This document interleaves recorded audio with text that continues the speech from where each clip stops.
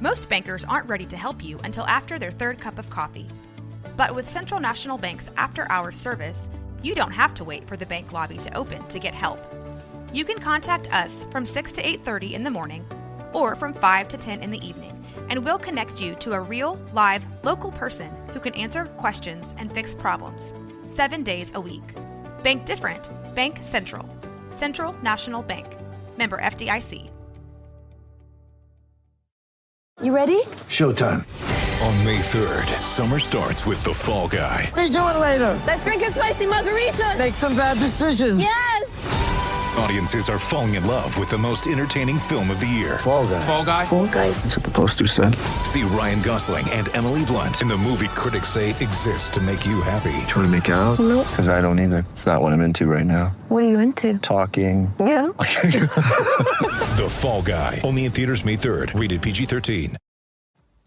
Hey, what's up, Blazer fans? Welcome to the Blazers Edge podcast, part of the Almighty Baller Radio Network. I'm Tara Bowen-Biggs, joined as always by Blazers outsider Danny Marang. Oh, hi. Danny. How are things? Good. Have you recovered from all of the royal wedding festivities? We're not going down that road again. I will not let it happen. Well, never fear. It's not just us today. We actually have a guest with us. I'm very happy to welcome Robert Flom to the podcast today. He has been writing for Blazers Edge for several months now, and he's also been writing for Clips Nation, the LA Clippers affiliate of the SB Nation sites. So welcome to the show, Robert. Thank you for having me. I was gonna boo you, but I mean, does anybody boo the Clippers anymore? Lakers fans. Like I said, does anybody boo you anymore? We can come together over the mutual hatred of the Lakers. There you go. Yes. My first question for Robert was going to be like, how did it come about that you started writing for such an interesting combination of blogs, both the Blazer blog and a Clippers blog? Are you like a follower of Neil Olshey, or how'd that come about? It's actually pretty simple. So I've been writing for the Clippers blog for years now, and Dave, obviously you guys know Dave, at Blazers Edge sent out an email, I believe, to all the SB Nation editor-in-chiefs asking if they could volunteer to write like an outsider perspective, or if they had any writers on staff who would be willing to do so. And my editor-in-chief, Lucas, forwarded the email to me, and it said that Dave was looking for somebody who likes statistical writing, and I had a minor in applied statistics in college, and I kind of like that stuff. So I emailed him, and that's how it was set up. Welcome, fellow nerd. Yeah. Well, I'm gonna ask you some questions about some of the really interesting articles that you've written for Clips Nation that are specific to how we can use numbers to how they correlate, how college numbers correlate to the NBA game. But we'll get to that in a minute. We'll talk about some Blazers stuff first. And let's go ahead and start with the big news that happened this week, that Damian Lillard was named to the first team All NBA. He is the third Blazer to make the first team, joining Clyde Drexler and Bill Walton. Lillard averaged 26.9 points this season. He averaged 36.6 minutes in 73 games. His scoring average was tied for fourth highest in team history. His 227 three-pointers were the second most in a Trailblazer season, and he finished the year tied for fourth in the NBA in scoring, tied for 10th in assists, third in free throw percentage, and third in free throws made. Dan, what was your reaction when you learned that Dame had made the first team? Honestly, I was surprised. First team just seemed like it was going to be too high for him. I had him pegged as second team. I figured Westbrook would get the nod because he gets the national attention. The narrative behind him, another triple-double season. I mean, he had a lot of things going for him, but I think ultimately it came down to expectations. And the Blazers were expected to finish anywhere between 6th and 8th. The Rockets, after the big moves for PG and Melo, were expected to be a top 4 team. And while there wasn't a big gap between 3 and 8 or 9, the Blazers still came out on top and got the number 3 seed, and that's kind of what propelled them. And I think a big part of this has to do with the fact that the Blazers really kind of peaked like right as people are casting their votes. That 13-game winning streak kind of fed right into that time period when guys are really getting consideration even just a few weeks later. And that really helped propel Lillard into that first team All-NBA slot, which is kind of an interesting place to be because that's supposed to be like the top 5 players in the league as it's supposed to be. And as much as I love Dame, I don't see him at that level, but it's cool for him to get the nod. I think he's a top 10 player, but top 5 is usually another echelon. So I understand why people are getting a little worked up about it, but the path that was created by Westbrook fatigue, Curry's injury, and obviously Kyrie being out, and Chris Paul missing a handful of games, it opened the door, and Lillard being that guy is always kind of the one to be able to slip in those circumstances. Just about everything I feel so bad for him sometimes. I mean, I feel super happy for him, obviously, that he's first team All NBA, but there's yet to have been an accomplishment of his that I don't feel like was accompanied by an asterisk. And I think that is a bummer for him because I think he's better than somebody who gets an asterisk next to his name every time. Absolutely. But it just seems to happen. All the other events surrounding just seem to lead to that. Robert, as somebody who's not up to your eyeballs in the Blazers all the time like we are, what were your thoughts when you heard who the selections were on these on the first team or on any of the teams actually? I actually was not surprised. In my very unofficial ballot that I wrote up for Clips Nation, I had him on the first team. Like Dan said, I think really injuries to other key players put them below him. The Thunder with Westbrook just disappointing all season was pretty bad, even though just looking purely at sheer stats, Westbrook probably outproduced him, quote unquote, on production. But yeah, I think he really deserved it. I mean, that playoff performance and the end of the season makes it look bad in hindsight. But looking at the regular season, I think he was one of the top few guards. He played more than the other guys, and the Blazers did surpass expectations. So I wasn't that surprised. And I don't know about the asterisk. I think people put that there. But honestly, like when you look at just anything that happens in the NBA, there's always going to be something that can be asteriskized. I don't know what that would be. But yeah, I think generally, he's an easy dumping target for people because they don't like his confidence or that they don't like that he's always campaigning for himself. But I think he deserved it. And I think, in a couple of years when people look back on the seasons, I think they'll recognize that he probably deserved it. As for the rest of the teams, I was more upset about DeMar DeRozan getting second team, to be quite honest. I don't know. Like, I love the guy. Like, what he's doing for mental health is awesome. He's worked to improve every year. Super cool. I don't think he's like a top 6 guard. I don't really think he's a top 10 guard in NBA.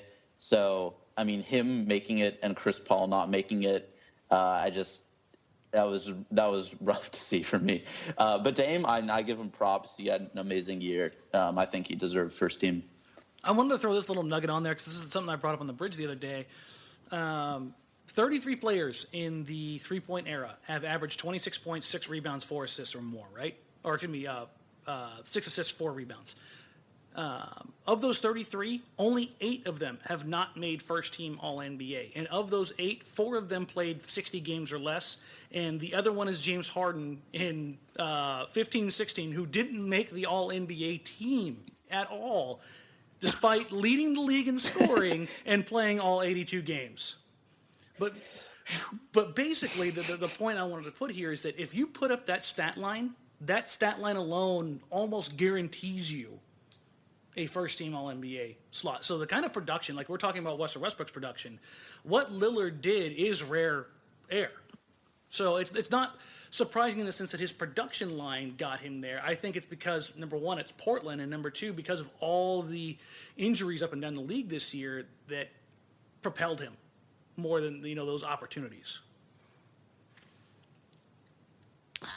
Robert, as somebody who watched Chris Paul very closely throughout the years, do you think that Chris Paul, is it just because his role has changed so much and he was injured? Do you think he's a different player now? Are we finally starting to see him on the downside of his, physicality and, or what do you think's going on with that? Yeah, I mean, I think he's definitely a much different player now, even than he was when he first came to the Clippers. He doesn't get to the free throw line much. When he attacks the basket, he usually just dribbles around and shoots a mid-range or passes out instead of, taking it strong to the rim. His hops are almost entirely gone. Some of his quickness and speed is gone as well. So he's relying more on outside shots. And generally, that's a less flattering game unless you're a guy like Dame or Kyrie or Steph, obviously, who can hit these like impossible shots off the dribble. And Paul can do that, but he can't do it quite as consistently. So his game is a little less flashy than it used to be. He's clearly the second guy behind Harden. And yeah, he missed some games. So I think that all took away from him. But his ability to continue to revise his game as he gets older is insane. It's a lot easier. It looks a lot easier than it is to just continually improve your outside shooting as you get older. I think he's 33 now maybe, and he's shot more threes than ever. And it's tough to get those threes up because he's small and he doesn't have great jumping ability. But, he gets them off over much taller opponents. It's pretty remarkable. But yeah, I think there's just a general sentiment of dislike for him. Not in the players. I think generally players like him, but a lot of media and fans just don't care for him because of the whining and the tendency to flop. And just, again, he doesn't really have a very flashy, fun game, and that really detracts from him. But I think he's been Houston's best player in the playoffs, which is pretty crazy. I tell you that last game that he played where he unfortunately got injured, I was a Chris Paul fan for 45 seconds, and it was a wild ride. Yes. I wish him well and a speedy recovery, but that was enough. That was enough for me. But it was exciting watching Houston have the game before the last one, not the most recent. It's fun to watch him turn into a better shooting old man version of Andre Miller. I'm not ready to put him and Andre Miller together in the same sentence. There's one more piece of news that I wanted to talk about. Old man game and is it strong. sort of relates. What? The old man game is strong. Don't doubt it. Chris Paul's with that big booty. That translates into immediate old man game. I love Andre Miller. He's one of my favorites. Okay, but going on about the other thing I wanted to talk about locally is that after Damian was named All NBA Team, John Canzano published an article where he said that sources were saying that Damian has asked for a second meeting with Paul Allen, which Dame then retweeted and told people not to. I think he was saying not to listen to him, but I don't know. It was all very strange. And I'm very curious, Dan, what you made of that whole exchange and what Canzano was getting at. Okay. For everyone out there that loves to bash on Canzano, hate Canzano, fine. That's great. That's grand. There's a million reasons why you can say anything you want to about the guy. But as far as his reporting goes and his sources, there aren't many times when he gets them wrong. He's been around for a long time. He's got good connections. He was also the guy, that broke the story about the Vulcans kicking around, what the idea was that was the issue, the roster construction, or was it the coach, with Terry Stotts in December. So, when people start criticizing that, it's kind of one of those things where it's like, oh, come on, guys. And then Dame comes out and, basically calls him a clown, but he doesn't refute or deny it. And I didn't think that was a good look for Dame. If it's not true, then come out and say it's not true. Because here's my problem with it, is that Canzano doesn't name anonymous sources. He names Damian Lillard's agent, Aaron Goodwin, in the report. So it's not like it's something that he's just kind of pulling out of his hat. You don't name sources like that unless you trust your source. Now, Canzano could have gotten screwed here. He could have been given a bad story or a bad lead here. And if that's the case, all Dame has to do is be like, no, you're wrong. And so I don't really understand what Damian Lillard gets out of this by calling him a clown other than trying to deflect the attention away. And that's what it looks like to me, even if that's not the case. Do you think, but why would he want to deflect the attention away? Is it just de facto a bad thing if your star is having requesting one-on-one meetings with the owner why would that be something that he wouldn't want people discussing? Anytime that you hear about these meetings, and I from what I've been told, the meeting that Lillard had with Paul Allen earlier this year, it wasn't the first time that had happened. There have been others that were, off the record and not reported upon. But I think at this time of year, especially after the way they went out, that people automatically assume the worst, that Lillard's asking for a trade or asking for somebody to be traded or something along those lines. And even if that's the case, you're just making an inference. You're not even making an educated guess. You're assuming. And I think that if it is true that he is meeting with Paul Allen, good, great, grand. I want Damian Lillard to be involved in everything. Because if by some rhyme or reason they screw this up over the next 2 years and Lillard ends up disenfranchised and leaves, and this is the worst case scenario. I was kicking this around the other day. Think about this. The Trailblazers would have drafted Greg Oden, Brandon Roy, LaMarcus Aldridge, and Damian Lillard and gotten nothing in return for them, if that were the case. So I want Damian Lillard to be involved. I want him to be satisfied. I want him to help shape the way the franchise is going forward. So I look at it and I take it as a good thing. But I think a lot of people, the knee-jerk reaction is like, oh, no, he's not happy with the way things are going. He may want to get out of here. Whereas I'm looking at it as Damian Lillard is a guy who wants to be here through and through, and he wants to make the best possible decisions going forward, and he wants to know what the plan is right now. Not on draft night, not later this summer, but right now. Yeah, and he's always been extremely consistent throughout his entire career and even before he came here about wanting to grow with his team, his high school team, his AAU team, his college team. He's always been very consistent about wanting to, these are the guys I'm going to ride with. And so I that's why I was like, why is it a bad thing that he's talking with Paul Allen? Just because looking at him historically and how he's considered, his teammates as so important, that it just seemed like kind of the natural thing that you would want your star to be involved in. Wow, Tara and I both looking on the bright side of things. What is happening in this world? I don't know. It must be the off season. Clearly. Well, Robert, I don't know if you have followed any of that story from where you are, or if you want to add anything. I read the story. I saw some of the Twitter rebuttal and stuff. I think I basically agree that he didn't really say that the report was wrong. So, it's probably true to one extent or another. I don't really know. I have little enough information about the Clippers, much less the Blazers. I think it's generally a good thing when a guy wants to put in the effort to discuss how the team is going and what his input is. That's generally a sign that he's committed and wants to be around and really wants the team to be successful, and that can only be a good thing. Players definitely don't always make the best moves. So on that hand, it could be a little worrying theoretically if you think like players might favor friends or just don't necessarily have a great opinion on what good players are, which like some of the all-star voting that players do kind of shows that. But in terms of like implications for his being tied to Portland, I think that's a good thing. So, yeah. Just as one little note on that, because I think it's prudent. Damian Lillard wanted the Blazers to take a look at Donovan Mitchell.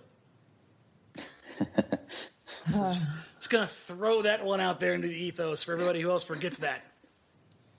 We'll never forget it as long as we have you, Dan. That's what I'm here for. And that's why we love you.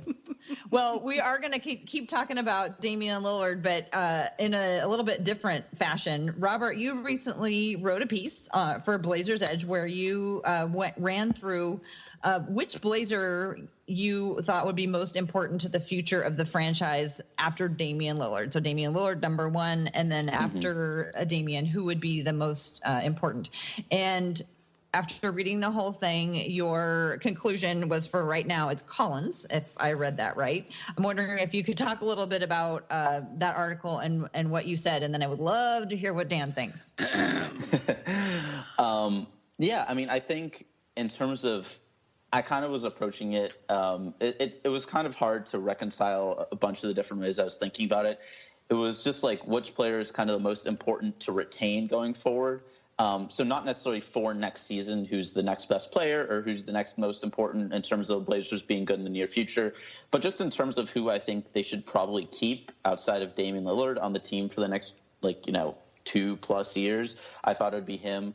I went through the obvious, what is their production going into this year? And that's pretty easy. Everybody has different ways to measure production, but generally speaking, I think you can see that CJ McCollum is the second best player. Jusuf Nurkic, at least by Yusuf, I guess, by raw stats was probably third, though advanced metrics definitely disagree on how good he exactly is. And after that, I think the biggest thing is like the fit with Lillard going forward, because I think that's where both Nurkic and McCollum kind of aren't the greatest, as well as salary, because they're both, Nurkic is probably be making a fair amount this summer. McCollum is already making a ton, and Collins is cheap for 3 years. And even after that, unless he becomes amazing, which can only be a good thing, he's probably going to be cost controlled on his next contract after that. So I think just in terms of when, especially factoring in cost and what his potential fit could be, I think he's kind of an ideal fit with Lillard if he reaches that potential. Obviously, that is a huge if. It's a huge if for any NBA player, especially a prospect who was, pretty solid in his rookie season, but was by no means like he flashed like future superstardom or even all-stardom. So, I mean, I thought he was there, but I think there are other guys you could argue.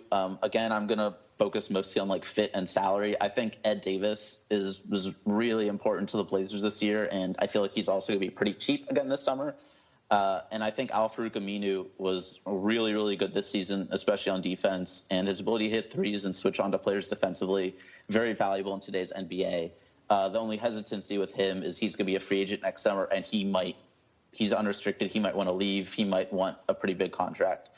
But I think those are really the three ultimately. I can definitely see arguments for CJ or Nurkic, but that's what it came down to for me. But I focused ultimately on just the factors that I think were more important. And for people who value like current production and a little less on upside or whatever, I can definitely see why Collins could be a bit of a joke as a selection. See now, and Dan, what do you think? No, I don't really disagree when you're caveating it that way, and it's almost a de facto that it goes to Collins, because the Blazers don't really have any tangible young products that have room for growth. I mean, Nurkic is really the only guy that you're looking at, and you're about to pay him one way or the other. Either he takes the qualifying offer or he gets $12 million a year. If he takes a qualifying offer, he's only there for a year, and then what? And if you do get him locked up, what's his production to salary ratio going to be? And I think that says more about the Blazers' current roster than anything else, because that's always been, well, not always been, but that's been the recent, I don't want to call it a joke, but it's a recent just make you cry kind of thing, is that the fall off for the production to value ratio salary wise is quite staggering. I'd argue that Damian Lillard and Al-Farouq Aminu, and you can put A. Davis back in that now that he's healthy again, are the only guys that are producing on what is on par for their production to salary ratio for full-fledged NBA contracts. Collins is, I think, this year producing on par with what you would expect from a rookie scale. If he improves, then he becomes more valuable. Like, you look at what a Jason Tatum or a Donovan Mitchell is doing right now. They're giving you superstar production on rookie scale, and that's the best possible outcome for your draft picks. Like, that's what you ultimately just kill for as a GM in this league, is to get a hold of one of those guys. And then that's not to say that Collins can't be better going forward in the future. And honestly, I'd say that you're probably right when you're looking at it from those perspectives, that Collins is that guy. But I don't know if that's necessarily a great thing right now. Because if you look around the NBA, and what's dominating the NBA playoffs right now? Young, superlative-laden wing players. Mm-hmm. And that's where Portland has had basically a giant gaping hole now for 3 years. And so, except for the Cavs. They aren't. They don't have beast. Young wing players. No, but they do have the best wing player maybe in NBA history. So I think that skews things a little bit. That is true. He's pretty good. Yeah. I think when you're looking at that production, like this is not to get too far off here, but this is a discussion that I've had before. Like, if there was no salary cap in the NBA, how much would LeBron be worth to your franchise? Like, at what point does he become so expensive to outweigh his production? So when you start thinking about it in those terms, like, would paying LeBron James $50 million a year, would you really even bat an eye at that? No. Because, I mean, the level of production that you get. And I think that's the toughest part about being, or would be in my mind, the toughest part about being a GM in the NBA is that you look at a guy like Damian Lillard and you look at a CJ McCollum. CJ's only making a little bit less than Damian Lillard. But are they the same player? Production-wise, no. Now, CJ could be better as the number one guy on another team and put up similar to what Damian does, but that's not what he's being asked to do. But he's being paid almost in the commensurate value to that of Damian Lillard for a different level of production. And when you're putting it in the forms of production, like you're talking about, overperforming in youth and expectation and ability to grow, then Collins is I think the most important to the future going forward, because he's the only one, save maybe Nurkic, who really has more gears left as far as development. Yeah, and this is going to kind of lead into the next discussion that we are having. But, thinking of the other young players that are on this team, I mean, Robert, you were talking about, the fact that, when you're how valuable is somebody to the team. We've got guys like Connaughton and Jake Layman who are, young right now. Connaughton, we've seen a little bit more about, what he's got. We've barely seen Jake. And the way Terry Stotts often does things is we don't really see someone until their third year. So maybe next year will be the year that we see how much he's valued. But in terms of, we've had this whole narrative about the trajectory, and we were going to have all these guys who were in Damian Lillard's trajectory. And eventually, if we have all guys who are in Damian Lillard's trajectory, then several years from now, they're all going to be 31. And then we're just going to have like a couple of random young guys. So it seems to me that, that somebody has to always be in line behind him. And for that reason, that's why Collins is the most important to the future of the franchise after Damian, because he kind of anchors the next group that will be coming in. Mm-hmm. I want to, let's go off topic here, but I want to give Miles Gus some shout out from Blazers Edge, because he was in the Slack channel, and this is kind of going back to LeBron and how ridiculous he's been. The last time LeBron James wasn't in the finals, Brandon Roy was an All NBA player. That's nuts. Thanks for putting it in terms to make us cry, Dan. That is absolutely nuts. Yeah. Well. Wow. Yeah, I mean, I've been talking about LeBron to anybody who will listen to me, and I probably the Blazer fans don't want to hear it right now. I just had to put that one out there because that's so incredibly impressed with everything that he's done. That's an absurd number. Like, you think back and thinking about like what Brandon was and how great he was and how long ago that feels. That's absolutely nutty. Yeah. It's been an impressive run, that is for sure. But I want to pivot and talk about people who are just coming into the league, because I find this next bit fascinating. So Robert, you wrote a series of articles for Clips Nation talking about what college statistics have the strongest correlation to NBA success. So that is, I imagine that's on your mind as somebody who writes for the Clippers, because they have a couple of, they have like a couple of first round picks this season. And, all of us are always wanting to know, like, how do you know who's going to come up in the draft? How do you know it's going to be the right one? And I know, I don't think you meant this as like a predictive formula, like somebody was necessarily going to be able to be like, look at somebody's stats and predict exactly how they were going to do. But you're talking about the correlation between how someone's played in college and how well it translates to the NBA. So I wanted to ask you a few questions about that. And my first question about that is really, what was the inspiration behind writing this? So this is a couple years old now. This is the first time I've done it with all three point guard, wings, and big men. But I first started, I think it was 2 summers ago. I did something on just wings and point guards, and I updated it again last year. But this is the first year I tweaked it a little bit, and I added some things. I just changed how I did it a little bit. But the inspiration is kind of hazy. I just really like the NBA draft, I think, and I'm always just fascinated by who succeeds, who doesn't, why. I read a lot of stuff about it. Obviously, Draft Express used to be the #1 site, but that is no longer around. And there are some other great sites out there now, and lots of people who put in great work. But I thought this year, especially for Clippers fans, it was pretty important to get like as much out there as possible about the draft, because, again, most people used to just de facto go to Draft Express and their amazing videos and pages, and those aren't there anymore. So that was kind of for updating it again this summer and just getting all the groups in there, especially since the Clippers have been mocked several big men, and I hadn't talked about big men before. I thought that was just the inspiration for doing it this summer. Back in the day, it was just kind of a fun thing, really. I've tweaked and added a lot to it over the years. When I first started, I wasn't really expecting to find all that much, to be honest. It was just like, hey, like, what college stats seem to lead to NBA success? And I was like, this model is actually not horrible. It's not amazing either. Like, it doesn't just be like, wow, this is 100% accurate, because of course not. But compared to just the level of variables that are involved in it, which are pretty low, really, and just the amount of time of research that I put in, which is, a decent amount, but not close to like what some scouts or like full-time statistics people do.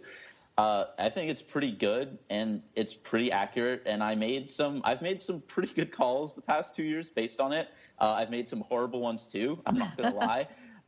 Everybody does, but I predicted Donovan Mitchell's success last year. I thought Pat McCaw and Malcolm Brogdon would be pretty good the year before that. There are just things that stand out when you look at guys. And like I tried to explain as best as possible, the stats themselves don't really say anything. It's like what goes into the stats, like what skills, what abilities, what talents signify, like come through in the stats, and like which of those abilities are most important for NBA success and which of them translate the most. And it's kind of just filtering that through the statistics. Yeah, let's get to that in a minute. But first, maybe you could just give a really general overview of what your approach is. Yeah, so I just look at the college stats of players in previous drafts. So for this particular article, it was from the draft classes, American-born, obviously, because it's NCAA stats, from 2010 to 2015. I go through them all. And there are two interesting tweaks that I do that I don't think many people do. One, I do not use per 40 or per 100 possession stats, because in my mind, if you're going to make it in the NBA, you should probably be playing a pretty fair amount of minutes in the NCAA. And guys who play more, I think, generally, especially in college where they might only be there for a year or two, their coaches might see something about them that wants to give them a lot of minutes, or conversely, if they're not playing a lot, even if they have good stats, the coach might not trust something about them. They might have some kind of flaw, and I think that they shouldn't necessarily be rewarded just because they can play really well in 10 minutes a game. So I don't use per 40 stats. And then the second thing is I only look at the last 2 years of a player's career in college. So in this case, first senior would be their junior and senior years. If obviously a freshman, it's just their one. And I just average the two numbers together as best as possible and round when I have to. And that's the stats that I use, and I plug them into their advanced stats in the NBA, which, again, you can quibble with, like, how accurate exactly are those advanced statistics, like box plus minus or VORP or win shares per 48 minutes. But generally, I think they paint a pretty reasonable picture of who's good and who's not. The middle is where it gets a little hazy. Like, what if somebody's like 0.08 win shares per 48 against like 0.12? Who knows? But when somebody's like a huge negative or somebody being a huge positive, like generally speaking, those guys are really good or really bad. So I just look at the college numbers, and then just run some pretty simple regression in Excel or R, and just see what the model says about what's important. And then the coefficient, as I talk about in the articles, whether it's positive or negative, basically means that if it's positive, the higher, the better. The higher that stat is, the higher their NBA advanced statistics are. Negative is the opposite. So you want a stat to be positive, basically, except for age and turnovers, which makes sense that the lower the better. You want, generally speaking, people who are younger are considered better prospects, and lower turnovers are better than higher. But yeah, that's basically it, really. And outside of that, it's relatively straightforward. I don't do anything super fancy with statistically, partially because I don't have the background, partially because I think sometimes we overlook, the forest for the trees kind of thing, and trying to create like a perfect fit with models that are super, have a high R-squared values or whatever. Like, sometimes it's just a little simpler than I think people want to make it out to be. But yeah, that's basically my method. So speaking of simple, let me grossly simplify what I think your method is that you looked at some different positions. So you looked at bigs, you looked at wings, and you looked at point guards. And then you looked at which statistics are meaningful in projecting whether or not they have a successful NBA career. Correct. So Yes. for each one, you looked at, at points and assists and steals and blocks and blah, blah, blah, blah, all down the line. And for each, different category, you were like, for big men, these ones are important. And for wings, these ones are important. So it's not like all statistics are end up being discussed or put under the microscope. It's like the ones that jump out at you that seem significant are the ones that then you look at and go, okay, so how does this make sense? Is that a gross oversimplification of it? It's not even that oversimplified. That's basically spot on. Okay. So I guess I would love to for the Blazers, because as we've previously talked about, Zach Collins, it does appear to be, somebody that the Blazers are really looking at building around. Of course, that could change if it turns out that he's really valuable and somebody else wants him. But assuming that Zach Collins is going to be around for a while, could you start off by talking about what are the most predictive stats for the big men? Yes. So for big men, it turned out to be the most predictive were generally you have blocks are number one, which kind of makes sense. You think of big men, you think blocks. Rebounds and assists were also very important. Points per game were, but in a weird way, it turned out to be negative, so actually lower points was better. But yeah, rebounds, assists, and blocks, I'd say, were kind of the most important. And that was not that surprising when you think of rebounds and blocks. Those are very big men statistics. I think assists are probably the most interesting one. And then also the points being negative and what exactly that means, because obviously when you look at two prospects in college and they have the same stats except one scores like 10 more points a game, you wouldn't just be like, oh, that guy's the worst prospect. That doesn't make any sense. And that's where like the statistics stuff, you have to kind of ignore that and focus on what exactly they're doing. But yeah, rebounds, assists, and blocks are the most important, I'd say, for big men. Can you expand a little bit more on why you think points per game had a negative correlation? Because it sounds like what you're saying is that most important, again, like rebounds, assists, and blocks, but high points per game is not as significant, which seems kind of counterproductive, because you think that somebody who scores a lot of points should be, have a lot of juice coming in. Yeah. So I think I talked about this, in the article, of course, but just to try to simplify it a little bit, is that first thing is that college basketball is really different from the NBA. The NBA is generally more fluid. There's a lot more pick and roll. There's somewhat less ISO, and there are definitely less post-ups.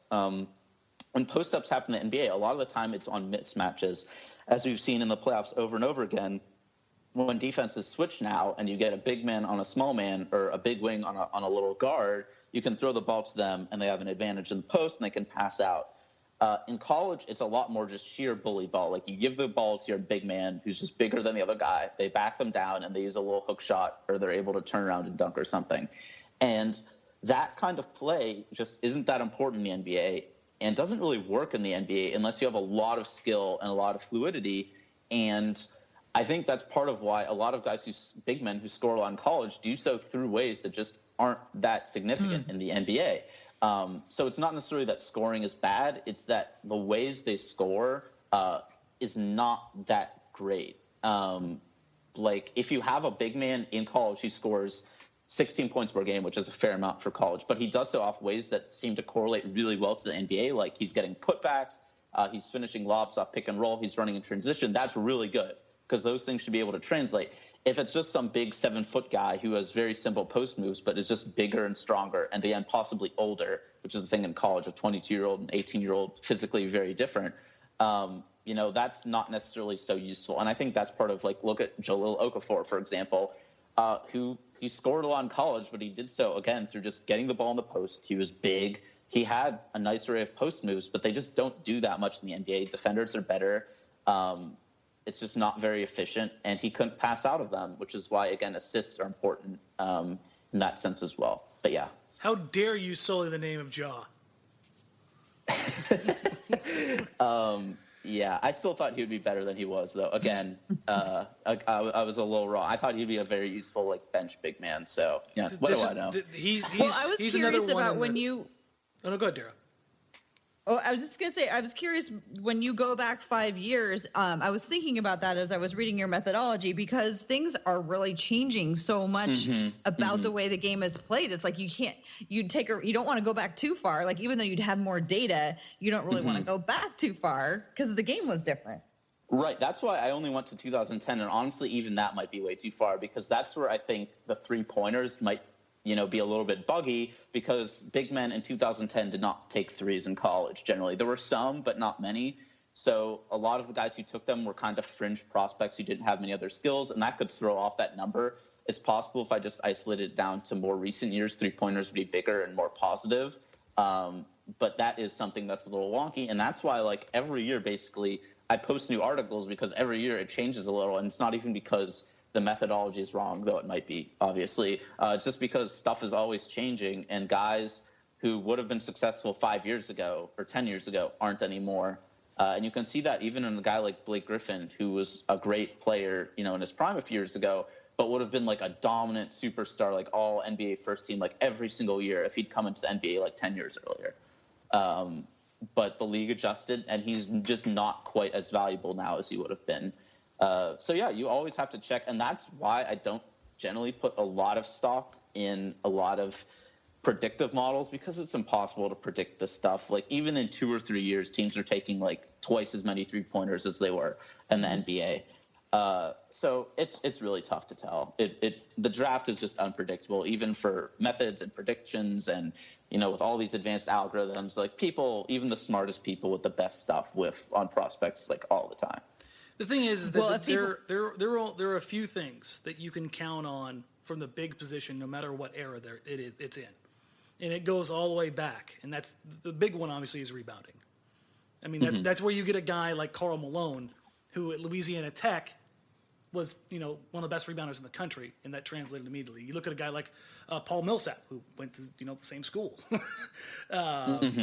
Guys like this who come from small schools, and this is the same kind of thing we've seen with Damian Lillard at Weber State.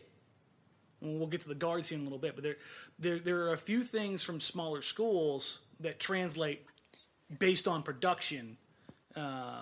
With the guards, we'll see it's 3-point percentage, especially for the guys now that you can measure where they're taking threes from. But rebounding for bigs and blocks for bigs is one of those things that are totally tangible. Rebounding more so than blocks because of the size variations in different conferences. But rebounding is something that will show up through the ages, through the years, regardless of era. Well, you brought up point guards. Do you want to pivot and talk about point guards, what you found about that class? Yeah, so I'll just go into that. I think probably the most important thing I talked about, this is the most recent article, I think it came out Friday, if I remember correctly, is that assists are actually negative. And again, it's not saying that point guards with a ton of assists in college are worse players or they're going to be worse prospects or anything like that. It's really not the case. Points were, again, also negative. I just see that as, again, the way the NBA has shifted in recent years, which is that when you think of the top point guards in the NBA, none of them are really what you'd consider pass first. The closest might be a guy like John Wall or Chris Paul, but even those guys like shoot a lot and they score a lot. And, the best point guard who really doesn't look to shoot that much is like Ricky Rubio, like, I guess.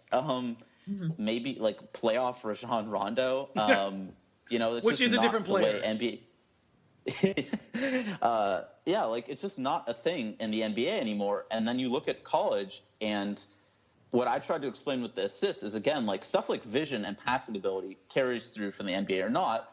But from what I can tell, a lot of guys who rack up assists in college do so a lot because they're playing with really good teammates, which makes their stats look higher, or they just dominate the ball a lot, in which case they're not even playing that well. It's just like when you have the ball, like for half your team's possessions, you're going to get some assists, regardless of how good a passer you are, how good your vision is, how well you run an offense. It's just something you can rack up. And the same goes for points. Like, it's obviously for most across the board, starting in high school or maybe even younger, I don't know. Point guards are the guys with the best handles. They're the quickest, so they can create their own shot the easiest. which means, as the game has shifted in that way, they take the most shots. So scoring is generally going to be higher. So then the question shifts, can they score efficiently? Like, obviously, any point guard with, any sort of ball handling skills can create like a mid-range shot off the dribble for them on most possessions, but that's a horrible shot. Even if they're good at it, they might score a lot, but their efficiency won't be that good. So I think the key for them is looking at, can they score efficiently, even if it's not in great volume? And most importantly, can they hit threes? Because, again, high pick and roll in the NBA and spacing the floor is huge, and you need your point guards to be able to do those things unless they're like an otherworldly athlete and playmaker. I think the point guards actually kind of makes the most sense when you just think about what the NBA is right now and what matters. Steph Curry is a very good passer, but he's not an amazing one. They're better passers. They're better passers than Russell Westbrook, like much better passers than Russell Westbrook. But he gets, again, that's a perfect example of a guy who gets a ton of assists, not necessarily like a great passer. I thought it was interesting. I had pretty similar results last year. Actually, that was the one that carried over the most in terms of like efficiency and 3-point shooting. But again, it's by no means like if you see a guy with a ton of assists and points in college, like a Damian Lillard, for example, who scored a ton at Weber State. Led the nation. That was no knock. It was because he was the best player on the court by like a ton. And he scored a lot and he shot a lot. But you could also look at his efficiency and his threes and see like he was doing so even though he was, double or triple teamed or whatever, he could still score. And that really translated to the NBA like right away. And that's perfect right there because you tied that last part into exactly what I was going to say there. With Damian Lillard, kind of alluding to what I said earlier, what the Blazers staff was looking at, in that time period wasn't his just scoring output. And like I said, he led the nation in scoring, but it was how he was doing it. It was in the high pick and roll. There were many scouts that said that there hadn't been a point guard who ran the pick and roll out of college as good as Damian Lillard since Chris Paul. Like that's the kind of praise he was getting coming out of college. And it wasn't, oh man, this guy can really score. It was, he has the headiness and ability to run a team and to score out of this incredibly valuable set, in 2011 and 12, when that was like the in vogue way to score. Like that was the onset of that transition into pace and space. And then throw on top of there his ability as a 6'1" guard, even in the Mountain West, to create his shot from beyond the 3-point line with efficiency. And that's what allows his tangible stats to carry over into the intangibles, like running a team and running out of the pick and roll. So to summarize about the point guards, the statistics that you saw carrying over and most into the NBA were not gaudy point numbers, but their true shooting percentage. So true shooting percentage, being able to score not only – does that also include free throws? I can never remember. Yeah. Okay, so that does include threes and free throws. It's your shooting as well. efficiency. So all the different ways that they're able to score, like having a multitude of ways and being efficient in your scoring. And then 3 points and steals, those things were the most important for point guards who went on to have success in the NBA. Yeah, steals have been, I think that's been like a point guard thing I'm definitely not the first person to say that steals correlate well with point guard success. I think generally steals might have been relevant for they were for wings and point guards. But I think steals, like a lot of times, that used to be how people valued defense, especially perimeter defense. It's like, oh, they have a lot of steals, they're a good defender. And then there was a backlash against that with like Allen Iverson and some other guys who gambled for steals. And definitely some guys who get a lot of steals aren't necessarily great defenders. But what it does is it shows the guys like functional athleticism, like can they make quick jumps into passing lanes to get those steals? Even if it's a bad gamble, it's like they do have that athleticism or that wingspan or that height to intercept those passes. They do have kind of that court sense to get them. And for some, obviously, it's just quick hands and like actually really good defense that enables that. But yeah, generally, it's just like, how do you get steals? It's like you don't just happen upon a ball. Like it doesn't just roll to you and you pick it up. It's like, oh, that's a steal. It's that's probably not like, how it works. Dang. Yeah. I was thinking I could have a career. Oh well.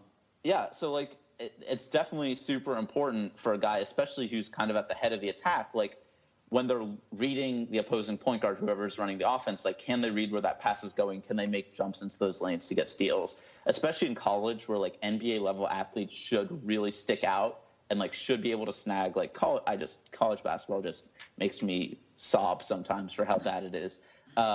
Like, you know, a guy who should be like an NBA ready point guard should be able to like dominate even on the defensive end, even if they're not that good defensively, just through like sheer like athleticism. They should and ability to read a court. They should be able to get like 1.5 a game.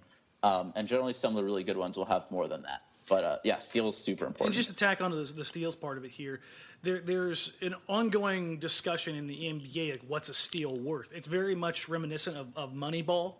Like, should you bunt? Should you steal? Should you go for the extra base? Like, what's the reward on it? And you mean like offensive rebounds? Yes, it's the same thing. Like, and that's why certain teams commit a certain amount of pressure to the offensive backboard. Like, what's the reward for it? Like for the Blazers, it's much more rewarding to go for offensive rebounds than it is for steals, and that's simply because they have the personnel to be able to exploit that regularly. Ed Davis is one of the best offensive rebounders in the league and has been for years. Nurkic is a big body that when he commits to it can get after it. Same with Aminu, same with Harkless. Now on the flip side of that, the Blazers are not a team that generates steals. And when they do, they're really not that great at capitalizing on them. The only one on their team consistently who is good at capitalizing in the open floor is Maurice Harkless. So them gambling for a steal doesn't really give you a whole lot. Because if Damian Lillard generates a steal, is he beating Russell Westbrook or John Wall down the floor? Is he beating the super freak wing who's 6'8", 6'9", who's going to chase him down? No. So that's why I think you see the Blazers be much more sound defensively, much more conservative with their defensive schemes because they're not able to capitalize on those things as much as they are on the other side where offensive rebound is much more impactful. And that's why I think that when you're talking about these things, you have to take this into consideration based on your team's scheme and your personnel. Because if you've got a guy that's going to generate a ton of steals for you, but you don't have anybody who's really going to capitalize on the other end, yes, it's a win on that possession, but what's it worth for you in the long run? Interesting. Well, to move us on to the final one, and speaking of what's the right personnel around you, one of the things that people have been talking a lot about is the Blazers' need for wings, and so that's your final category. And what are you laughing at, Dan? This could. Where were you 10 days ago, Dan? Yeah, 10 days ago, 2 weeks ago, 2 months ago, 2 years ago, whatever it was. Yeah. That's just my favorite new saying. I'm just going to use that all the time. So with the number 24 pick, do you think the Blazers might look at a wing, and what might they learn about college production correlating to the NBA for wings? I think they should look at a wing. I thought they should have looked at a wing last year. Like I said, I do like Collins. I think he's a good prospect. I think Dan would agree. I was a huge Donovan Mitchell fan. Like I mentioned, I predicted he'd be a top 5 prospect from last year. I underrated him, actually. But I thought either him or even Luke Kennard, who was actually pretty solid for Detroit, would have been a better pick than Collins. I was shocked that they didn't pick one of those guys. But yeah, I think they definitely need to look at a wing. I don't see the real need for a point guard because they have Lillard. Right now they still have McCollum, and you can always find a decent backup point guard in free agency. Big men, again, Collins is there. They're going to probably have one of Nurkic or Davis to hold down the fort. You play small with Aminu. Just in terms of need, a wing is the easy option. And there are also a fair amount of wings who should be around in the later part of the first round this draft. I'm not going to get too much into this draft class, obviously. But there are a whole bunch kind of from that 15 to 30 range, and at least a couple of them should be there at 24. So, yes, the Blazers should absolutely pick a wing if one is there, unless somebody really staggering falls. There's a pile of combo guards. I thought this was kind of like the stats that made sense were, I had it as kind of age and turnovers, which age, again, was relevant for just about all of them. You want younger guys. They're generally going to have more upside. Assists, turnovers, rebounds, and steals. So for this, again, I think you need to look at what the wing in position the NBA does. Obviously you have your superstars like LeBron or Kevin Durant who can score 30 points a game on pretty good efficiency. They're some of the best players in the NBA history. But when you look at just who are the best role players, the guys you can feasibly attain to draft, what do? They play defense, and they can do little things on the court. Not even necessarily shoot, but just when you look at, again, Patrick McCaw, who was not good for the Warriors this year, but like he legitimately played and helped them in a finals last year as a rookie, which is staggering. Like, what does he do? Like, he knows how to play on the basketball court. He's a good passer. He gets steals. He can get rebounds, even despite his very small frame. And you could see that even in college. That's why I loved him so much. He was consistently had high like assist and steal and rebound numbers. And those are just things that like do-it-all wings can do. When you look at the complaints against a guy like Andrew Wiggins or Jabari Parker, it's that they don't do anything but score. And even if they can score semi-efficiently, it's like on a night when their shot is not falling, what are they giving you? They're not giving you anything. And that's what you look for in this age when point guards kind of run the offense and do a lot of the scoring damage for most teams, is you want a wing who can do stuff on any given night. Can they make the read on a pass, especially with like the free-flowing offenses that are kind of taking over right now? Can they get boards, especially on teams when you're going small? Like, you need your wings to be able to rebound better if you're not playing as many big men. Can they play defense? When you look at the role players outside of the Cavs, which is just, it's hard to even look at them. When you look at all the other teams and you look at their wing players, like you look at Iguodala, like Sean Livingston to some extent, even though he's a point guard, he basically plays like a wing. Trevor Ariza, PJ Tucker. The entire Celtics roster. Yeah, like, these guys all can play defense, they can rebound, they can make passes. And the crucial thing is that people always think of 3 and D.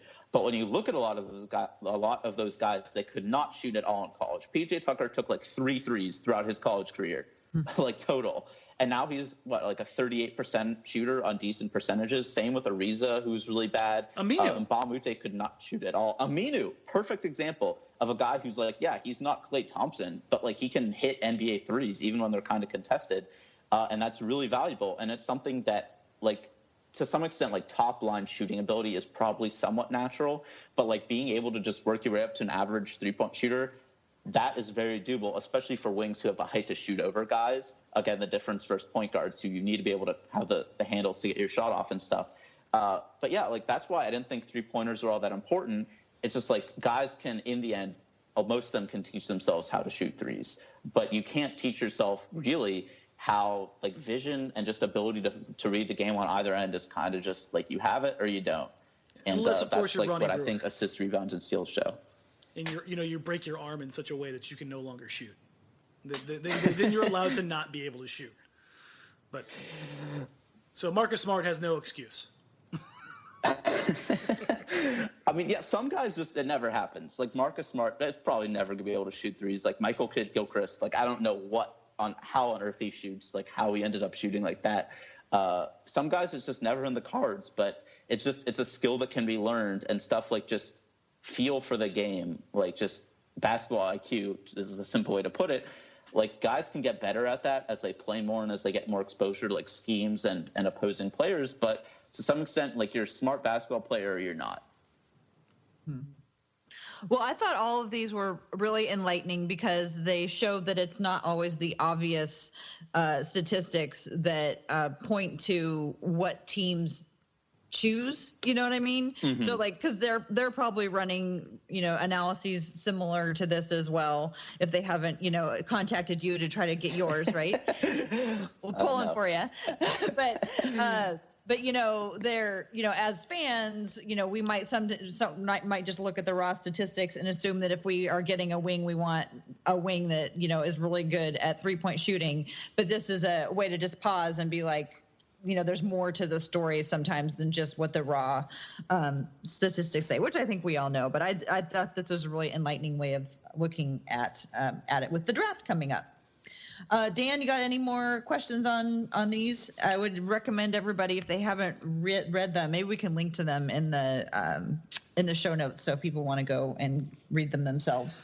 No, for the most part, I mean, this is stuff that I've kind of talked about over the last few years when it comes into the draft. There, as Robert was talking about, things come and go as far as what's wanted or needed in the NBA, so there's more value placed on things.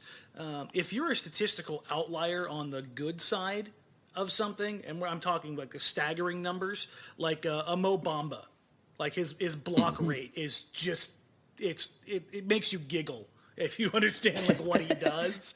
You don't care what the raw numbers are.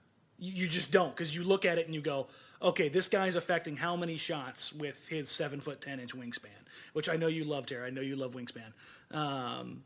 But I mean, when those outliers are I out love there, Mo Bamba. I am the biggest Mo Bamba. Like over the last couple of years, like I've had like one guy that wasn't a top tier guy, like the no nonsense number 1 overall pick that it's kind of been my guy. Last year it was remind me, Tara, who was it last year? What are you talking about? Donovan Mitchell.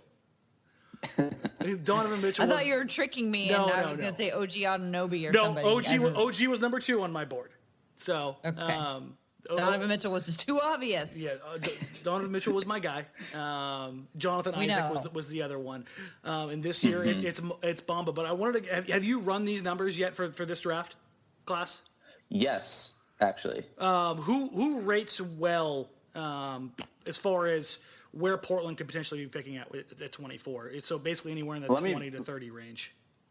I'll look at wings specifically because I think we all kind of agree that's who they should be looking at. They're looking at wings. Definitely look at something else. Well, that's what they'll go for. Everybody that's been rumored to have been linked to the Blazers so far is a combo guard. Is it a 6'5" combo guard? Yes, 6'5". I think there's a couple guys that are 6'6" in there, but otherwise, I mean, you've got Chandler Hutchinson. It's really only 6'5". Yeah, I know. You've got DiVincenzo. You've got Walker, Kyrie Thomas, Shamet, Zaire Smith. I like all those guys. Yeah, I think they're good guys. But, I mean, again, unless Portland's able to add somebody like Hutchinson, they're not getting that true wing length. You're getting guys that are, even though they're listed at 6'5", like, I want to see DiVincenzo up close and personal. I just have a hard time believing he's 6'5". Like, it's the way, like, yes. It's the way CJ McCollum is 6'5", and it's like, he's 6'3". And Damian Lillard's 6'3", and he's 6'1". So, who do you have as far as, the best fit potentially for Portland? So there are some guys. Kyrie Thomas, again, is on the short side. He rates really well by the model, like super high assist numbers, good steal numbers. I think he was the defensive player of the year 2 years in a row in whatever conference he was in. Troy Brown, really good. And he was at Oregon, wasn't he? Yeah, and that's actually really surprising because he was very underwhelming at Oregon considering what was expected from him. Yes. So he's a guy where, like, he was not efficient at all, but he averaged 3.2 assists a game, which is pretty good for a freshman wing guy. Like, that shows he probably knows how the game generally works on offense, at least to some extent. I can't promise anything on his shot or anything else, but he probably would be good in, like, a free motion offense type of thing. Bruce Brown, who I'd never heard of before this, but I had him in, like, the top 100 prospects. He's older, but he also had very good assist numbers. He had good rebound numbers, too. Hutchinson, I know there's a lot of pushback on him because he's old, and there's some things that people don't really like about him. But he rates out very well. Jacob Evans, if he falls from Cincinnati, is really good. Honestly, a lot of the wings in the middle are the ones who I really like. Josh Okogie is another guy. I think he was really good at the combine, too. Yep. But yes. Yeah, I have one in particular because this is a name I've heard floated around, and I've seen him mocked anywhere from like 18th to like 38th. Keita Bates-Diop. So I actually have him as a big man. Interesting. Is it because he kind of plays that hybrid small forward, power forward role? Yes. Okay. So like I see him kind of like, he kind of reminds me a little bit of Draymond Green. Obviously, he's not going to be Draymond Green. But he's kind of built like that, where, like, I don't know if he really has the skills or the shooting to be, like, a wing player. I know I just said they can learn how to shoot, so, but he is a very interesting prospect. At 24, you don't really have boom or bust guys because, like, it's 24. You're not really expecting greatness from them. But he's a guy who, like, I think he could, if he finds the right team, the right role, like, I think he could be very good.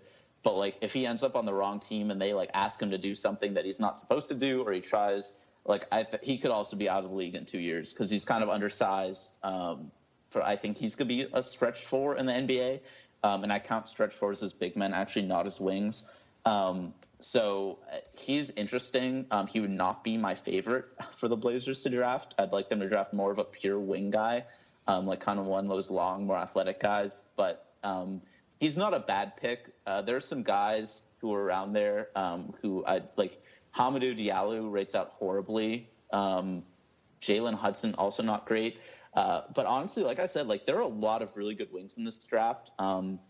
Even the guys who don't measure well, like Lonnie Walker from Miami, like his stats weren't very good, but like when you just watch him play, like he could be a guy who could potentially be like a Donovan Mitchell.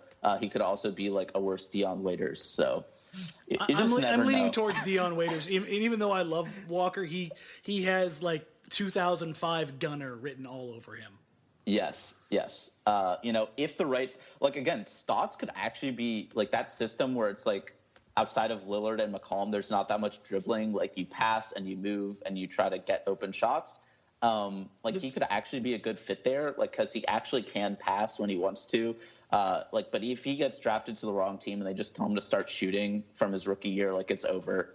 Like he's never going to stop shooting.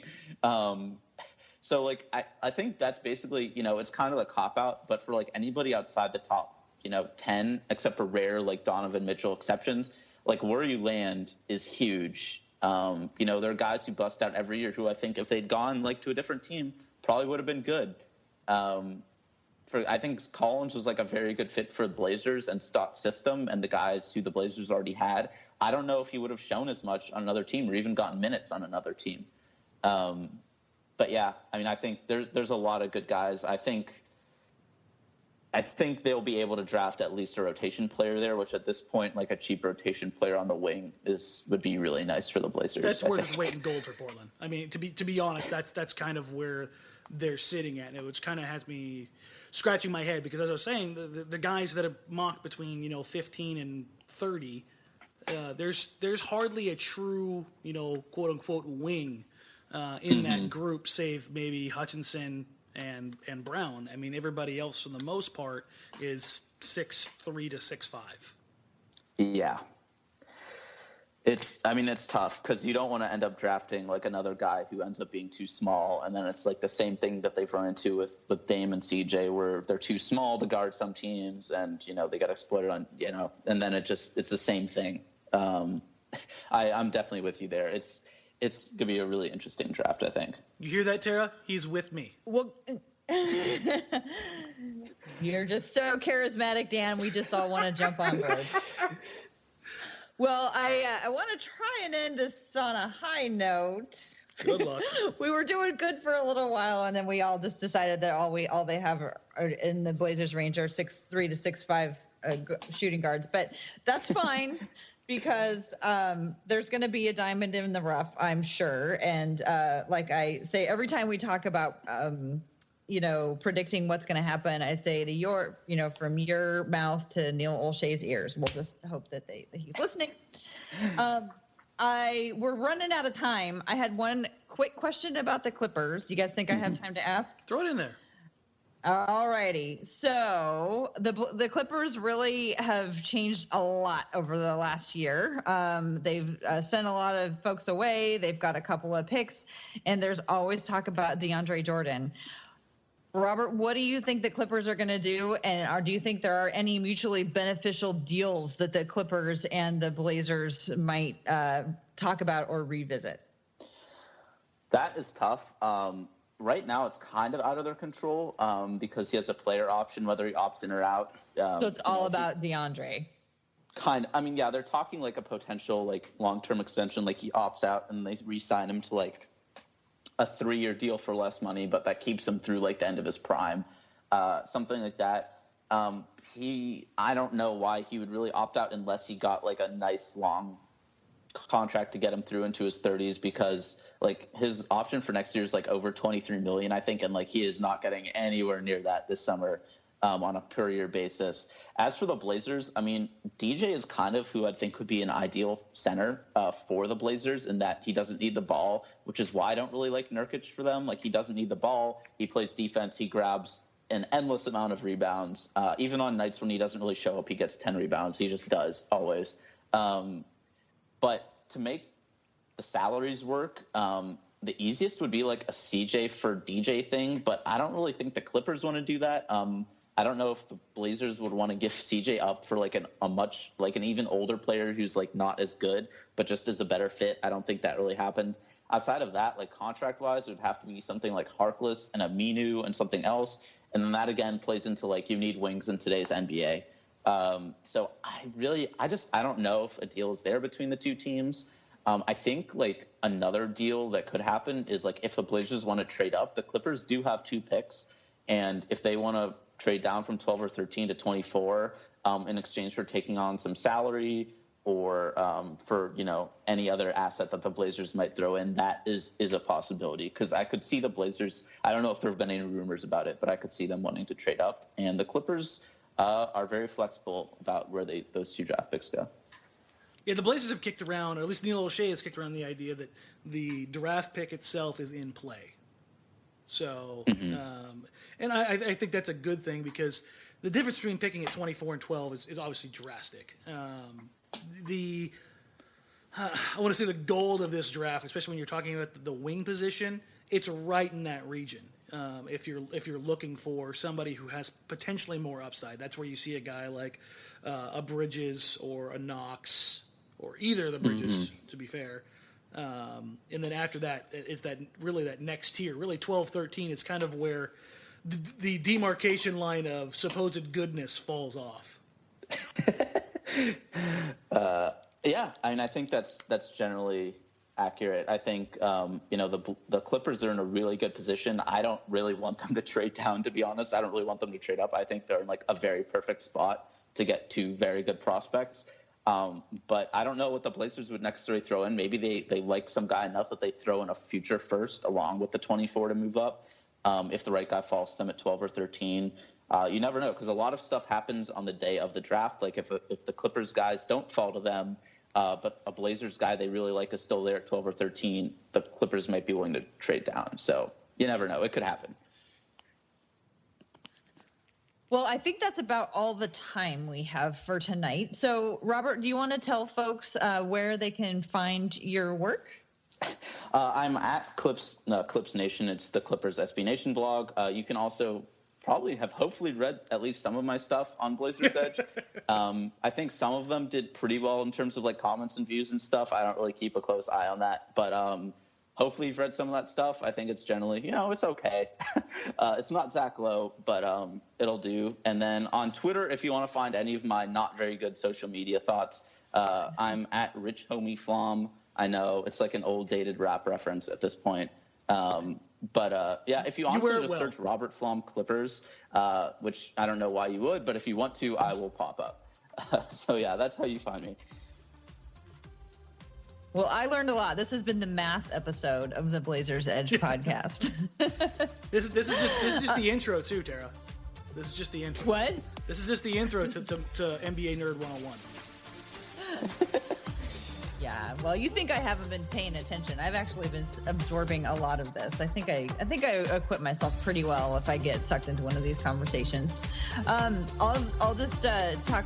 I can be found at TCB Biggs on Twitter. I also will be having a new episode of Women's Hoops and Talks podcast coming out. It's going to be our 15th episode.